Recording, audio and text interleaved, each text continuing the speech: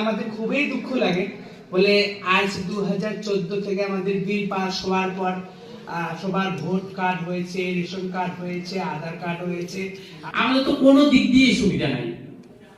আর আমাদের গণতন্ত্র, আমাদের ভোট আছে, আমাদের সঠিক আমরা ভোটও দেই। তাহলে এই জনসাধারণের যদি থাকে তাই আমাদের কেন থাকবে না? এটাই আমার কথা। আমাদের তো তাহলে আলাদা চোখে দেখা হয়। হ্যাঁ, এটা অবশ্যই।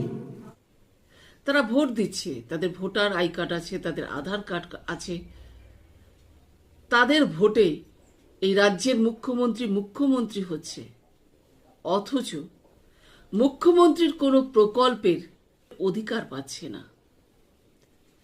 তাদের দাবি, তারা লক্ষ্মীর ভাণ্ডার পাচ্ছে না, তারা আবাস যোজনা পাচ্ছে না, রূপশ্রী, যুবশ্রী, আরো অনেক হাজারো প্রকল্প আছে রাজ্যের মানুষরা যারা অনেকে পাচ্ছেন, কিন্তু তারা